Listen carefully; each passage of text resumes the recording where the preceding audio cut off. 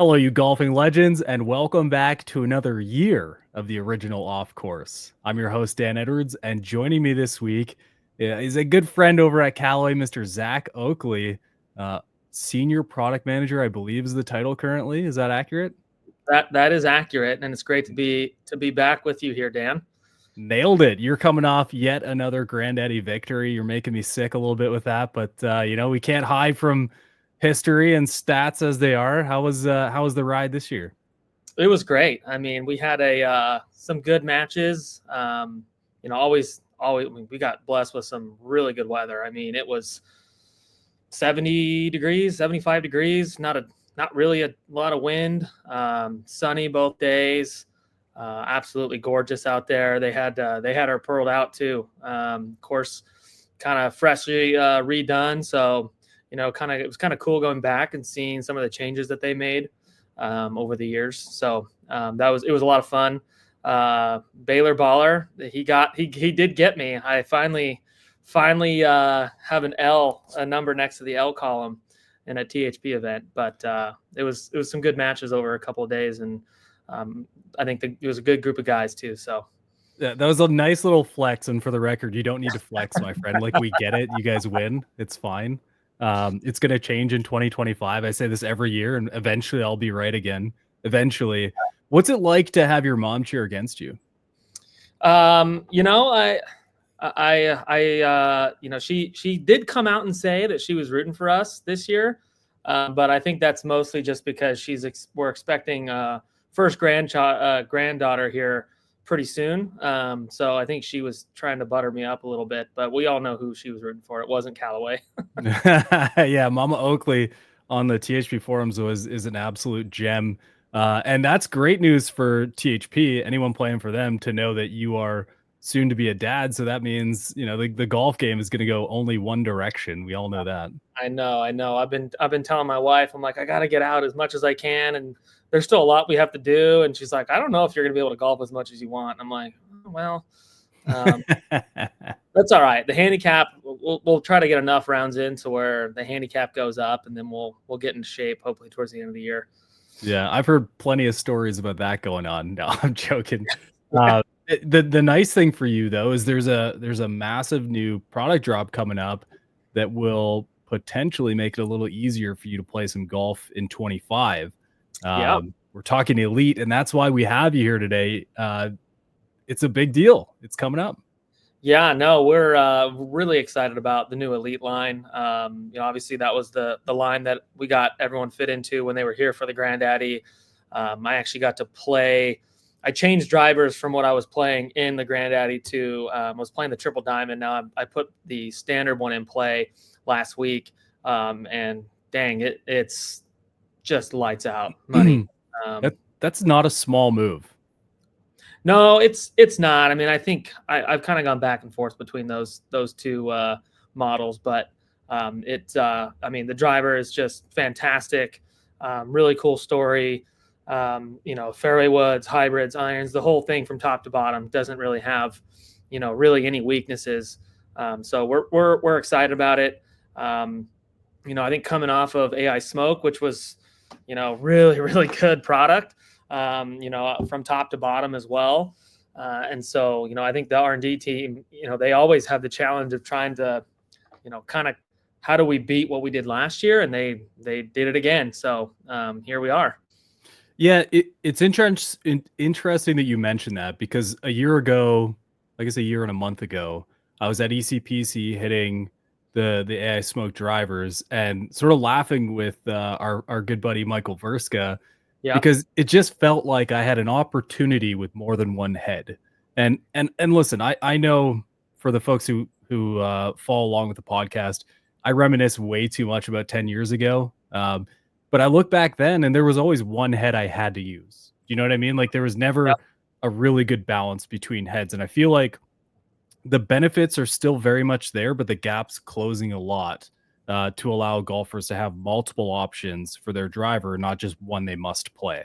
So clearly, as you've just mentioned, that's happening, at least for you and me. So is it one of those things during the design process that you want something that differentiates but it also is close enough to where golfers don't feel like they're stuck in one place? Yeah, I mean that's always part of the challenge, right? Is to make sure there's clear performance differences so that we're capturing, all the needs of the different player types out there. I think it's funny with the triple diamond, this year, well, and really just going back a couple years, that product has gotten way more playable for a lot of players.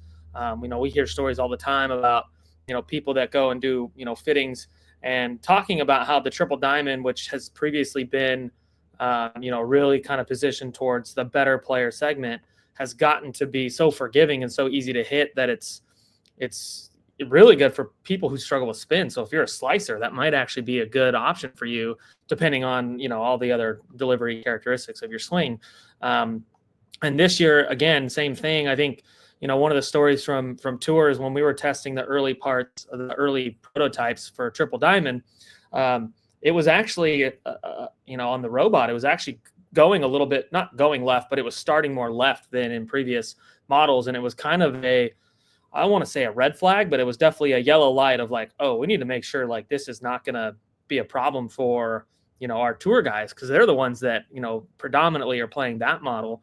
And so they obviously did a bunch of testing and it checked the box. But I think this year in particular, it's going to be, another good model for, your stronger players are still going to see the benefits of the low spin and the launch and all that.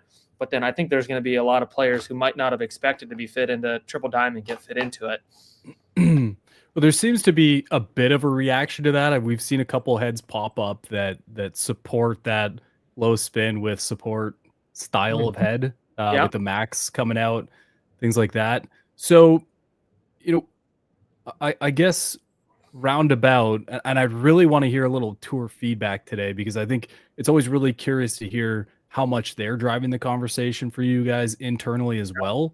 When you see those additional heads, or those ideas that sort of have been polar opposites for a long time, like triple diamond and then Max, I always felt like they were so separate, and then suddenly they're merged together and everyone's like, you have to hit this head. So, how does that all come about? Yeah, well, I mean, I think a lot of it, you start with shaping, right? Because that's where when you're designing, especially the tour model specifically, it's got to fit the eye of our tour staff. And so we don't typically tend to change a lot in terms of how it sits at address, how it looks when you're behind the ball.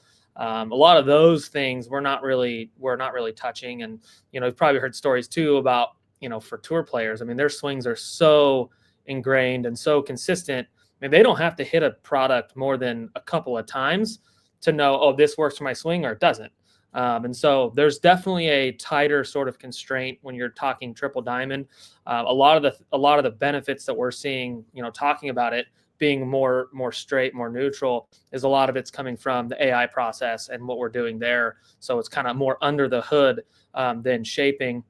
And then this year, for kind of the standard model, I think we spent a lot of time on shape. That's kind of one of the big stories this year, was really looking at where we had weaknesses in the past and trying to, fix those. And so this year, our big thing was, okay, forgiving drivers, if you look at the past, forgiving drivers, really kind of that modern driver that we're seeing, across the industry, they typically are a little bit larger. Obviously, that's why you have 10K stories and you have these higher MOI stories. And to get there, you've got to kind of change shape and get a little bit bigger. But you have a trade-off there in terms of swing speed. And if you look at faster head shapes, something like the triple diamond, or looking back even to Epic Speed, really, really fast shapes, but they didn't have the same kind of level of forgiveness that you're seeing from these modern day drivers. So we kind of had this conundrum that we had to fit to kind of fix, because we didn't really want to have to be pigeonholed into saying, well, if you want to be a fast head shape, you got to go this direction, or if you want a forgiving shape, you got to go this direction. We're like, how do we get both? And so that's where the story this year really, we did a lot more prototyping, and one of the things that you guys will kind of start to hear is about titanium printing. So 3D printing has been a big part of golf development for a long time, right? Usually though, they're in these little wax kind of shapes, and you usually use them to evaluate a shape. But we knew that for us to really be able to crack that code and have something that's fast and forgiving, we had to do more and more prototypes. So we actually invested in 3D titanium printing. And so we have a titanium printer here at HQ, which will allow us to do multiple prototypes in a single print, as well as turn them in, a week or two. Whereas before, you would print it on the wax, you get the shape, send it off to Asia. They would, build a tool, you'd get the part back a couple months later, test it, make changes, send it back, and get it again. So you only get 3 or 4 cracks at it. This year, because we have that titanium printer, we were able to do, I think the number we landed at was somewhere around 75 different prototypes that we were able to print, take down the ECPC, test, and do all sorts of different things there, make changes, and that's where we got some pretty considerable head speed gains for, typically, like I said, you only get 3 or 4 cracks at it. It's a lot easier to go backwards than it is to go forwards. So, wow. First of all, wow, that's a big change. Yeah. And I want to circle back to last year's conversation, which was around the AI component. I Yeah. assume they're now working in tandem, where you're still using that crazy amount of application to create these finite shapes that are behind the head or in the face, Yep. but also allowing those prototypes to really showcase real-time active results. Yeah, so we are still using AI. That is still a big part of the story this year too. We're not quite at the point where we have developed code or a process to use AI to help us make shape improvements. That's, I'm sure, at some point on the horizon. But that's why we had to kind of start doing more prototypes, right? Because we don't have that code written. Obviously, AI is a huge part of that piece. And when we talk about it this year, where we've gotten is we're calling it AI 10X face. So basically, what we had last year was bringing the AI Smart Face, which was using real golfer swings in conjunction with the AI process to essentially say, okay, where do these cluster of golfers tend to miss and where do they need the most performance? And then use that to kind of create a face that was individual for those specific models. This year, basically what they've done is they've got a new process where, because we're adding speed, because we're adding just more head speed in general, if you just add head speed and you don't control spin, you're probably going to just end up having higher spin, which isn't going to translate to distance. And so this year they had to kind of come up with a new process where we have more control points on the face. It's a very, very complicated explanation, but essentially what we're getting from the AI process and then putting into CAD, we're getting more of that than we have in the past. So in the past, we would have had to have some more manual CAD sort of call it massaging or whatever to get to where we wanted. Whereas now we have a more precise process, and that's resulting in more optimized spin across the face, more forgiveness than we had with AI smoke. And you're also getting those head speed gains. So definitely working in tandem. You can't really have the performance that Elyte brings without the one or the other. You got to have them both. I guess the question for me then is, because it was such a big story last year, to the point where I could actually remember some of the slides that were shown to us showcasing the amount of the amount the results were tightened each time you made iterations of the head, supporting very specific styles. Where does the big conversation lead with Elyte? What is the big storyline here? Yeah, so the big story is that we're increasing swing speed, and that really comes from the shape improvements, right? It's not like we're changing shape drastically. You're not going to look at it and go like, oh wow, this looks totally different.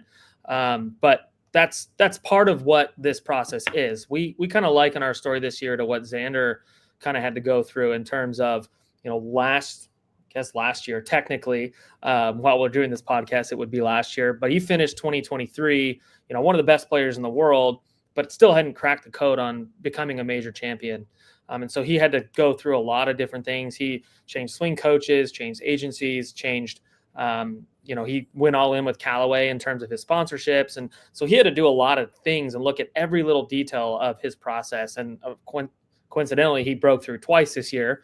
and won 2 majors. And so we kind of look at it the same way where, like I said, we've had this sort of limitation or trade-off between speed and forgiveness.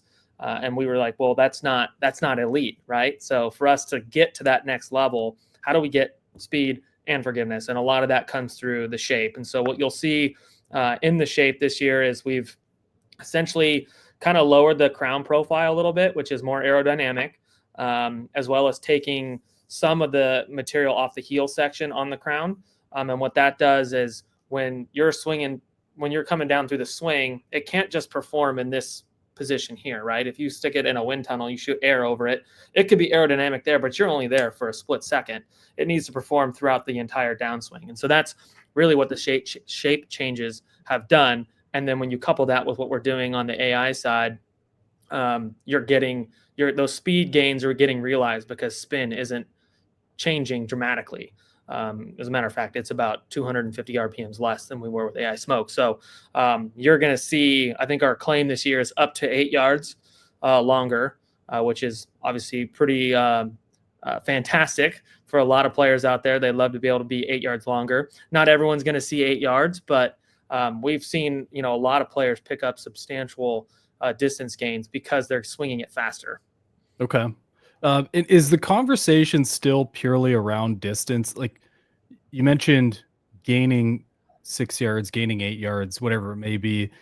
One of the things that I've really started to experience during my testing of product is the conversation becomes more about performance as a perspective on forgiveness. And, I know driver has always been the distance king. I know that's the big story. We've read the marketing spiel for the last 30 years, and that is the conversation. But I think golfers are getting a little bit more picky when it comes to that. They're not willing to give up as much forgiveness to gain the maximum amount of distance they possibly can. So, I know the big story still has to be around distance because everyone plays that game, but can there be a deeper story about forgiveness on most of these heads now? Absolutely. I mean, I think that's where we feel like we have the biggest competitive advantage is we're being able to provide both. Whereas, you see a lot of stories out there about 10K forgiveness and MOI and what does that mean exactly? We've done a lot of testing where we've actually built our own 10K model. We actually even did a 12K model. We ran a test that was a non-conforming test just to see what would happen if we had a head that was oversized, max MOI, and it's kind of what we expected in terms of it's slower, it's spinnier, falls off to the right, and you end up giving away distance gains and you're not seeing a remarkable difference in forgiveness or what we call dispersion. So when we ran that test, we actually were seeing, more dispersion from more dispersion from the competitive test and even the 10K and the 12K models that we built versus the Elite, which is the Elite X, which is our most forgiving model this year. We saw tighter dispersion and significant distance gains with that. So I do believe it's not just about distance. It's about having the ability to do both. And it has to be a balanced sort of approach because you're right. The modern golfer isn't just interested in how do I hit it, 10 yards further than I was. It's how do I hit it 10 yards further, but also be in the fairway. I mean, as a high speed guy, I would love to be in the fairway more often. I tend to see foul balls, and I know a lot of other golfers too are seeing that and experiencing that. But I do think that there needs to be a balanced conversation. But I don't think that it, the strokes gained metrics are going to tell you that if you're further away from the hole, you're going to score higher. So I think you need both. Yeah. I mean, that's the reality. Finding the perfect blend between the two, and that includes a conversation in spin, because for some people spin is death, and for some people low spin is death. So, Yeah. you need to find that perfect mix. So break down the whole lineup for me. Do we have how many heads in the driver lineup this year? So we've got 4 models. So you've got your core Elite. This is going to be kind of that all around performance. It's going to fit most golfers. We'll see some guys on tour using it. It's got a new adjustability system. So you'll see it's got a kind of discrete weight ports for a fade, neutral, draw setting. We've got Elyte X, which is going to be sort of a little bit more of that semi-draw bias that you'd want to see. So it's going to be a little bit higher launch, a little bit more forgiveness, and then that will have a fade and draw setting. So if you actually throw that in the draw, it'll be like a true draw model, whereas in the standard position, it'll play a little bit more neutral than we've had draw models in the past. You'll have your max fast for your kind of moderate swing speed player, and then you'll have triple diamond, which will be, you know, the one that most of our tour staff is playing. Yeah, I'm glad you mentioned tour staff at the end, because I'm really curious to hear year over year how things change. I was lucky enough to go to the AI1 launch last year and see some of the guys talking about putter products there, and Yep. and it's one thing to hear a soundbite or, you know, watch a video, but to hear them firsthand make these comments about how impactful it is for their game, it's a constant reminder that you made a really interesting point earlier. It doesn't take them long to figure out whether a head's for them or not. And I imagine the challenge for them is finishing the year extremely strong and then making a switch to a new product that might, I assume it's better. Like, we're trying to tell people it's better here, but you know, it is different. Yeah. So We what's that like for them on tour, and especially your engagement with them? Yeah, so we actually had a tour pro in a couple weeks ago, kind of going through the paces. Okay, it's December. Let's go get fit into the new stuff, so you know he can come out and you know, get playing in the 2025 season.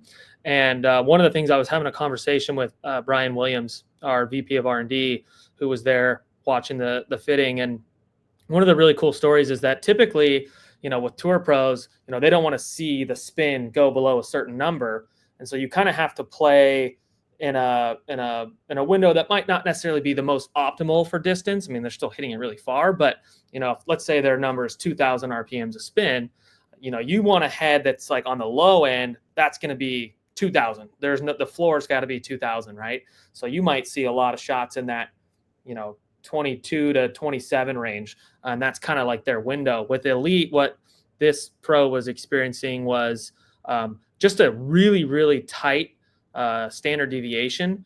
And so what it was basically allowing him to do was go a little bit lower in spin, because he knows that he's not going to get that sort of squirrely low spin shot, which is going to actually translate to distance gains for a tour pro, because he was able to go a little bit lower in spin just because of how consistent it was across the face. And so it's little things like that where when you're at that, when you're at the tour level, when you're playing, and your livelihood depends on it, and every stroke matters. Those are hugely impactful, and especially when you start talking strokes gain and what that means over the course of a season, what that equates to in, you know, the total money earned at the end of the year. I mean, every little edge that these guys can gain is really impactful. Yeah. I had a chance to talk wedges last year, and Opus was a really good conversation. And one of the things that I got out of that release was just exactly how excited the pros were to get it in the bag, to the point where some of the guys were trying to take the prototypes that didn't really have other prototypes to replace them with. And are you getting something close to that with Elyte from some of these guys? Yeah, there's a bunch of videos we have that we do when we typically do kind of the first impression shoots, and we got a lot of good sound bites from, you know, guys who are testing it for the first time, who are like, wow, that was, I think it was Chris Kirk actually had said, like, that's the best grouping I've ever had on a first time hitting it. You know, you could throw a blanket out there over his shot pattern. And so a lot of good sound bites from tour pros that, you know, wanted to put it in the bag early. You know, depending on when that time is, it might be too early. I mean, some of these guys were testing it in, you know, kind of late summer, which is obviously a little bit too early for us to let it go. But I think a lot of them, you know, a lot of them put it in play that we're playing over the last couple of weeks. And obviously here in Hawaii and, you know, the upcoming tournaments, they'll have it in the bag. So yeah, really good first impression so far.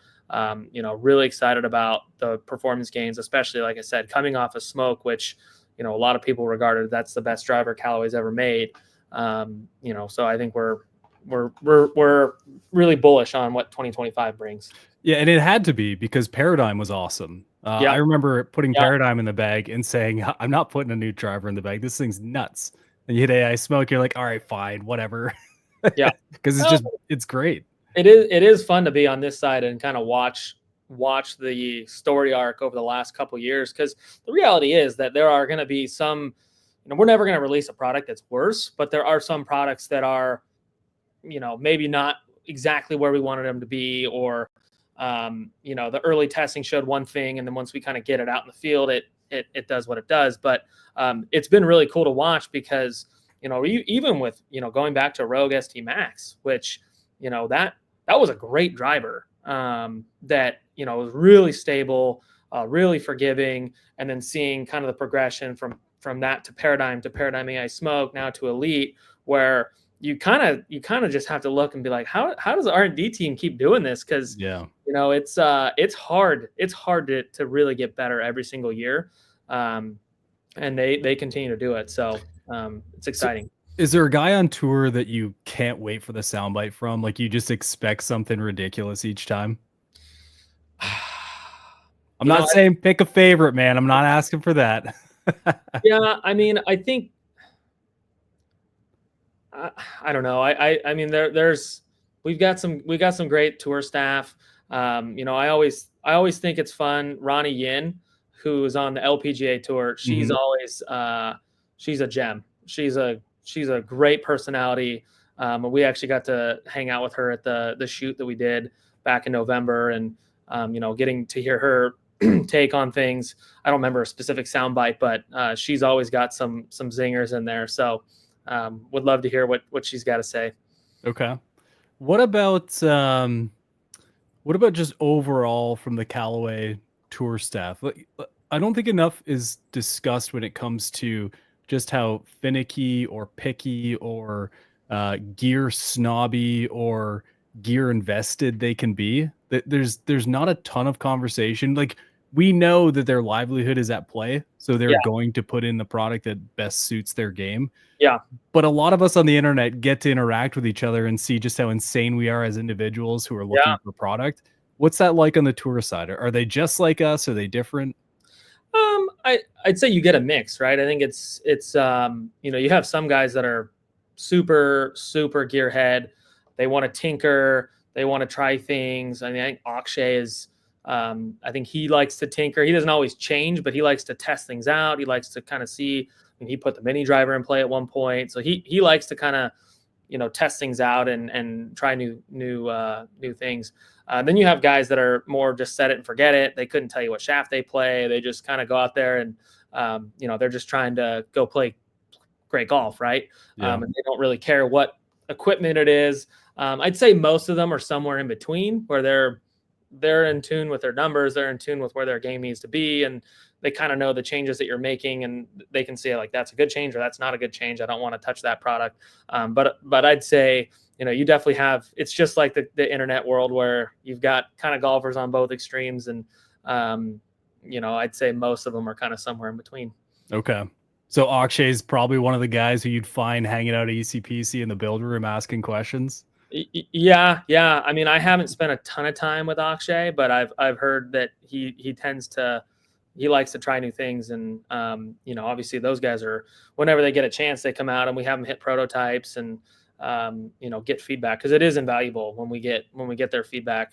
Especially, you can put it on a robot and see what it does, but those guys are the closest things to robots that we get that can actually give you real qualitative feedback. Sure. So that's really good stuff to hear.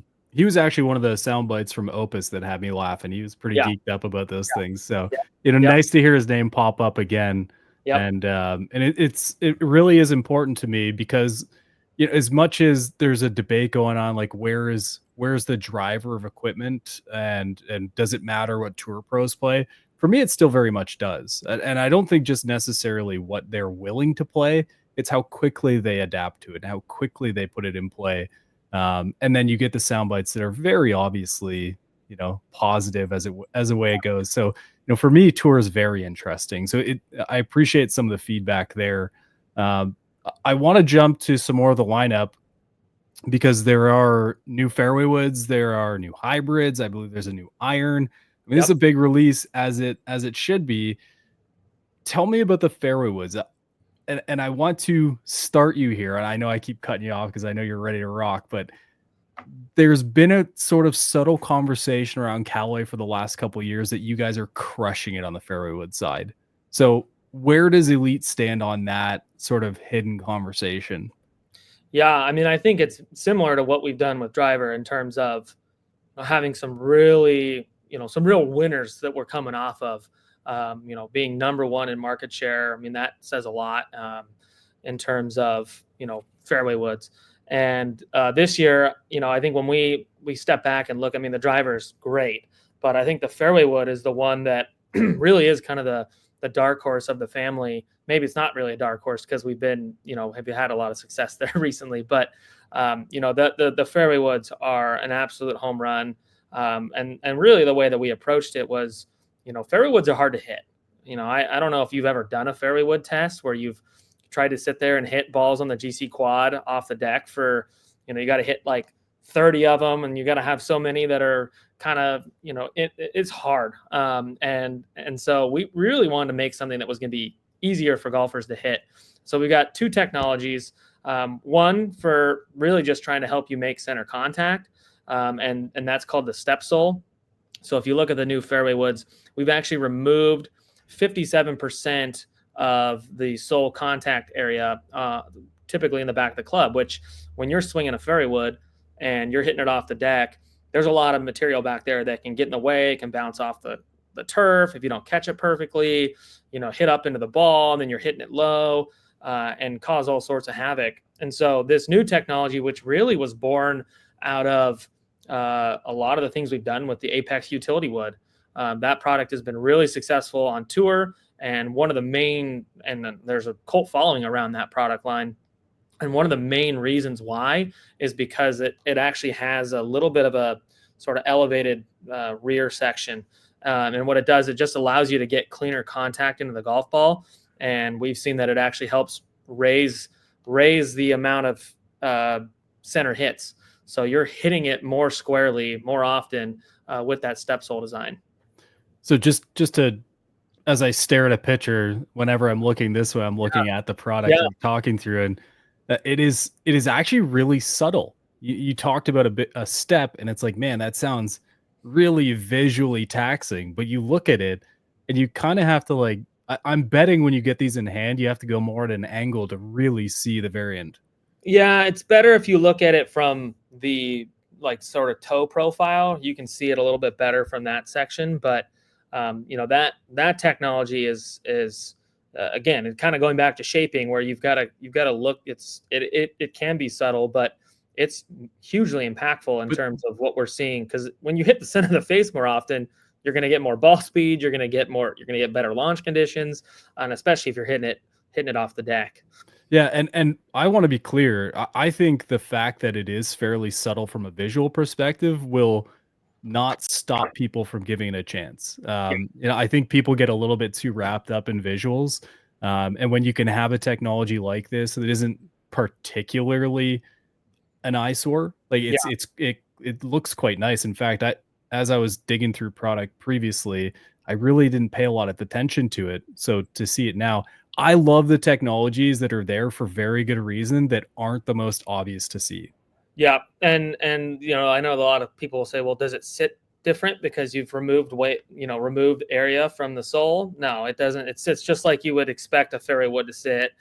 We wouldn't put a technology in that affected the way that it soles on the ground or anything like that. So Zach, don't underestimate the way golfers set up to a golf ball. Okay, you never know. Yeah. Well, they look fantastic. Tungsten speed wave is a big point of visual on the club. Is that all forward weighting down to get the spin right? Yeah, so kind of in conjunction with the step sole design, like I said, we have two technologies. One to help you hit it center more often, and then two, the miss that golfers typically have is that low face miss. And so that tungsten speed wave, really going back to, I think it was the X Hot fairway wood way back in the day, where it had kind of a floating wave. And essentially what that is we've actually moved tungsten. It's suspended in the head. And what that allows us to do is put it really close to the face. And it's 35 grams of suspended tungsten. And this will help with ball speed because you've got weight where you need it. It's going to help keep spin where you need it to be. And I can't share the results of what that test is yet because we're still running it. But you're going to see, speeds low on the face, as high as maybe some of the fairway woods we've made in the past in the center. So, really a great 1-2 punch there. Help you hit it, square more often. And then when you do happen to miss it, where golfers tend to miss it, you're going to have help there too. So overall, you're just going to find a fairway wood that's really easy to hit, that's going to be super fast and super forgiving. And that's how you kind of create that winning formula.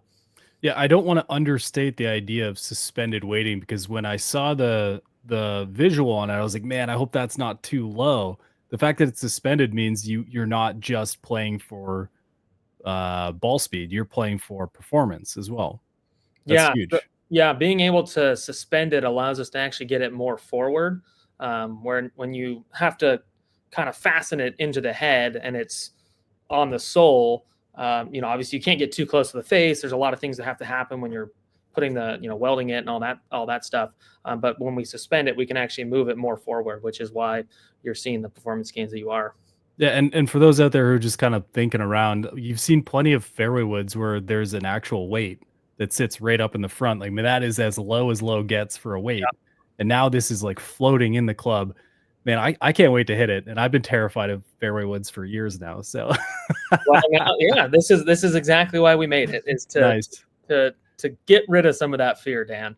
Awesome. Well, what about hybrids? I feel like hybrids always like the afterthought of lineups. Is that, but I'll backtrack on that. You guys have had, and by you guys I mean Callaway, have had very specific high performing fairway wood or hybrids for quite some time. So I assume you're not giving up on that for Elyte. No, I think we really pride ourselves in bringing meaningful innovations and technologies to the hybrid category. Sometimes you will see kind of hybrids that sort of draft off of what you're doing with the driver and fairway, but we pride ourselves in bringing full attention to that category. It's one of the benefits of having the R&D team that we have here in terms of size and focus. And so the new Elyte hybrids, I think you look at kind of the market, there's a lot of choices for golfers in that top end of the bag. Whether you're a tour player or a weekend warrior, from 3-wood all the way through 5-iron, 6-iron even, you've got fairway woods, utility irons, combo sets, hybrid. You've got a lot of options.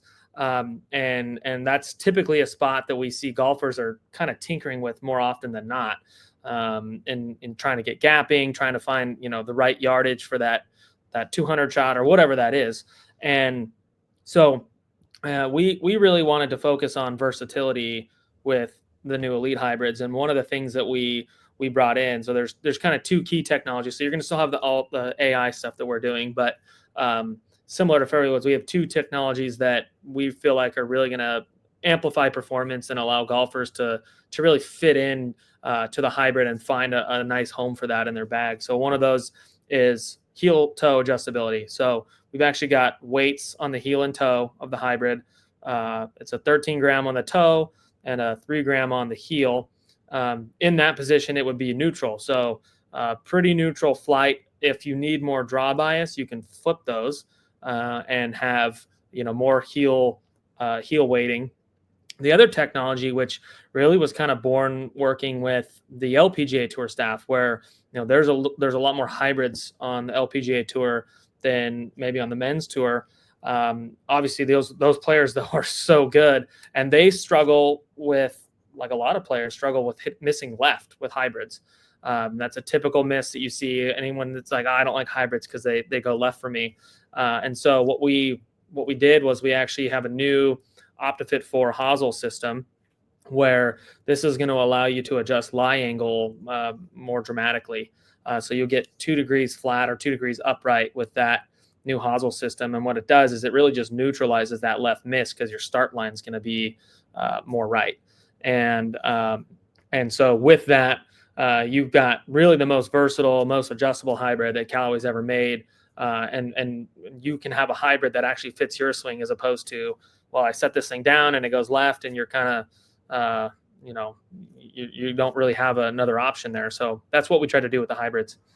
Yeah, a lot of the debate around my group right now with hybrids is if I want to hit something high and land it soft, I'll play a hybrid. If I want to hit something low and screaming, I'll hit a utility iron. Is that align with this, or is there options to change it? Well, I still think that's still if you were trying to hit something lower, I mean, you're definitely going to get a lower launch with a utility iron. It's kind of made to be a more penetrating option for stronger players. I think even though you will see on tour, I think a lot of tour players have actually transitioned into, higher lofted fairway woods or hybrids even, just because, it's easier to stop the ball on the green.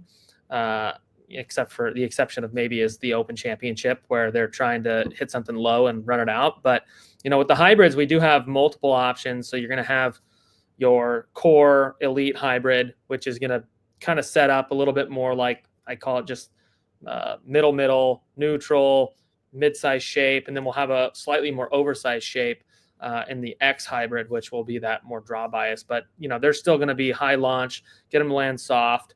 They've got, great turf interaction, a lot of the stuff that we did with the AI smoke hybrids in terms of shaping, a lot of that's still there. So they're gonna be very versatile and give golfers a lot of options, whether off the tee, out of the rough, or into par fives. Yeah, it's a big reason why I always love the super hybrid, because it was like the anti-hybrid, it was more like a 3-wood. Yep. But I know loads of guys who love the way that the ball sort of falls out of the sky for them when they hit it right with the hybrid, because it's, it's performing the way they want it to. So it's interesting. We need to talk irons before we wrap up today. I feel like we've had some really good chats, but irons are a big storyline. I mean, AI smoke, I still have the 4-iron in the bag. It goes a long way, Yep. and I've got big expectations that Elite can surpass it. So what's going on there? Yeah, well, I think the first thing, and if you get a chance to see these, before you listen or even while you're listening, the ID and the way they'll look is second to none. It's, in my opinion, it's the best game improvement iron that Callaway's come out with ever. They just look absolutely stunning. Finish is chrome plated. The badge is electroform plated. And so they're going to be durable. They look really good. A lot of players, I think when you think game improvement, you start to think, giant cavity backs that, maybe you're not super proud to have in the bag. These are not going to be that. They look stunning. I think we're building a lot off of what we did last year with AI smoke in terms of, bringing in real golfer swings into the AI to really help dial in performance. And, we're doing that again. I mean, I think you go out to your local driving range and you're going to see all sorts of different players with all sorts of different deliveries and different needs and different, shortcomings and all that. And so what we're trying to do is help golfers play better golf. And to do that, you need modern solutions. So we'll have 4 different models in the Elite family. You got your Elite Standard, your Elite HL, so the high launch. You'll have an X iron, which will be really that kind of more super game improvement, built around forgiveness and confidence inspiring shaping. And then we'll have max fast. And so AI, 10x face, all the stuff that we're doing with driver, really just dialing that in to where we can get launch, spin, speed, whatever it is that you need as a golfer, there's going to be an option for you within the Elite family. And then new this year, in terms of other technologies under the hood, we have a new speed frame construction. And so basically there's a sort of a couple windows that sit behind the badge with a bar that runs between them. You can kind of think of it like Jailbreak from a few years ago that we had with the Epic driver, where you're basically stiffening, you're getting stiffness where you want it and allowing the face to flex for more speed. That also, in that construction, that speed frame helps dampen sound. So these are going to sound incredible. Typically sound is something you talk about on a forged iron or a better player iron. These are going to sound really good for a game improvement iron, which is one of the things we really wanted to improve on over AI Smoke. Yeah, sound is a huge deal, huge. And I've had sort of a fun 4-iron spot in my bag reserved for some sort of game improvement iron over the last few years. It's great because it's a ridiculous distance with forgiveness and not something I have to think too hard about as a Yeah. tee shot, as a tee option. I'm curious to know, as a near to scratch kind of guy, what do you think? Which elite iron should I be looking at to put in that 4-iron slot? You'll probably, well, I guess it depends on what you're really wanting to do with that 4-iron. I mean, I think the standard model for you is probably going to be, you're close to optimal, right? So that's what that model is, where you need some fine tuning, but it's really kind of built around precision, maybe get a few extra yards. I mean, the 4-iron in the X model is nuclear. Is it nice? If you're looking for something that maybe you can use off the tee and get kind of some extra distance out of, that is going to be that's a fun one to hit. That was part of the conundrum last year because Apex Pro is so dang good in the 5-iron that it's like, dude, that 4-iron spot has a lot to work to. And then you guys dropped AI 200 and 300 and Tyfusion. It's like, man, they got some stuff going on. So it is a very competitive iron market, even in your realm. And to see this additional option and series of options, I'm really excited about it because I think it fills the lineup out really nicely for golfers. I think you're dead spot on with the visuals. It got me thinking back to like Epic Forged and how clean I thought that iron was. I immediately felt like that was a good reference point to start with.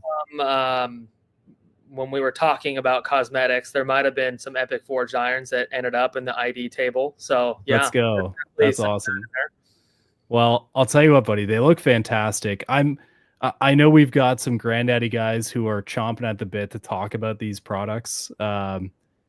It's a crazy good looking lineup. And I assume the Elite with the Y is an ode to a fairly predominant name in the company history. Yeah, so it's kind of it's like what I like to call in product design a hidden Easter egg, where if you know, but it's not something we're really going to talk about. But yeah, I mean, obviously Callaway founded the company a while back, and so it is kind of a little bit of a subtle nod to him and what he stood for, which was innovation, and that's what Elite is all about. So. Well, I personally assume you don't put the big guy's name on it unless you really stand behind the product. So I think people are going to be pumped to hit it. Big time drop for you guys. I assume this is going to be a big wave for 2025. Yep. And we'll have this conversation on the THP forums if you want to come heckle Zach. Maybe his mom will come on there and heckle too a little bit. Although apparently she's behaving right now. Any final thoughts for us or for me before we wrap today? No, I'm excited for everyone else to get to see the product, get to try the product. When the Granddaddy crew comes out, it's we've been working behind closed doors for a long time, so it's really fun to see kind of the reactions, and so I'm excited for the rest of the world to get that experience too. Great. Well, hey, we'll have this conversation on the THP forums, as I mentioned. Go hit them for yourselves and come and tell me all about them, because I can't wait to do it personally as well and figure out which one will suit my game the best, especially driver, man. I feel like every year I have to experience and get some time in with Callaway. Yeah. Zach, I appreciate you, buddy. And hey, everyone out there, if you're playing golf this weekend, you are lucky. Enjoy it and tell someone they're good at golf, because I know they need to hear it. See you guys next week.